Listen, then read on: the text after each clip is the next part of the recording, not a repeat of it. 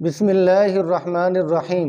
معزز و مکرم سامعین گرامی، جیسا کہ آپ کے علم میں ہے کہ اس بڑھتی ہوئی مہنگائی میں عام بندہ، عام انسان، کسان کتنی پھنس رہا ہے، کتنی اس کی زندگی اجیرن بن رہی ہے، مشکلات بڑھتی جا رہی ہیں۔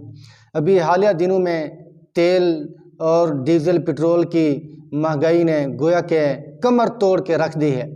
اب بال بچوں کی پوری کریں یا کھیتی باڑی کی پوری کریں یا بندہ اپنی ضروریات اور اپنے تقاضے پورے کریں، تو حکومت پاکستان نے گویا کہ یہ ایٹم بم توڑ دیا عام انسانوں پر، جن کی دہاڑی 500 سے کم ہے۔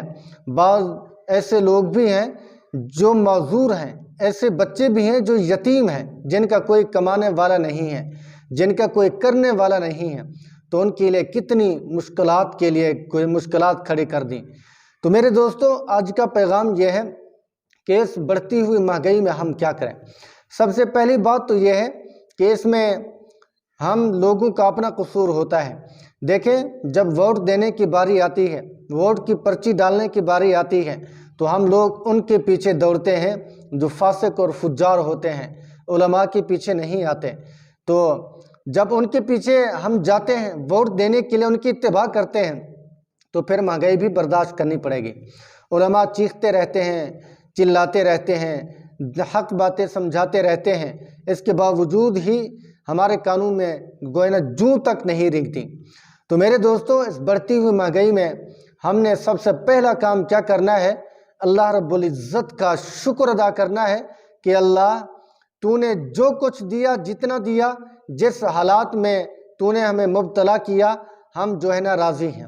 شکر کرنے کا ایک فائدہ یہ ہوگا کہ ایک تو اللہ تعالیٰ کی ذات سے تعلق بڑھے گا، اور دوسرا نعمتوں کے اندر بھی اضافہ ہوگا کہ اللہ تعالیٰ نے جتنی نعمتیں دی ہیں اس سے بڑھ کر پھر نعمتیں ملنا شروع ہو جائیں گی۔ تو اسی لیے انسان کو شکر کرنا چاہیے۔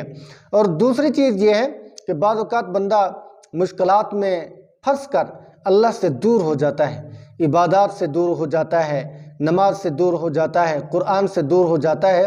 ہمیں چاہیے کہ ہم عبادات کو ساتھ ساتھ جاری رکھیں، نماز بھی پڑھتے رہیں، قرآن بھی پڑھتے رہیں، اللہ کا ذکر بھی کرتے رہیں، اور اللہ تعالیٰ کی ذات سے ہم مانگتے رہیں۔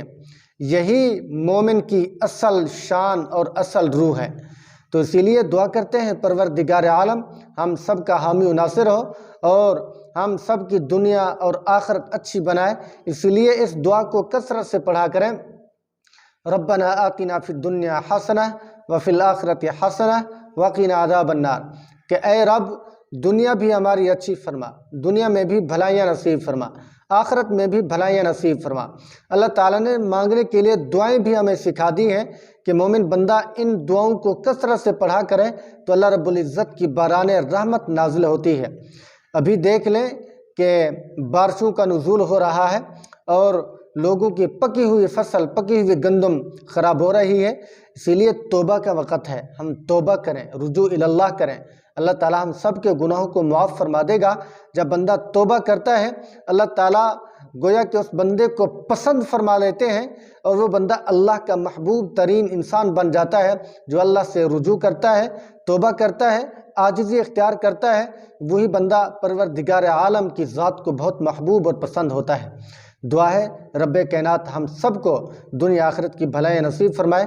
آخر کے اندر گزارش کروں گا کہ میری ویڈیو کو لائک بھی کریں، چینل کو سبسکرائب بھی ضرور کریں۔ جزاکم اللہ خیرا و احسن الجزاء۔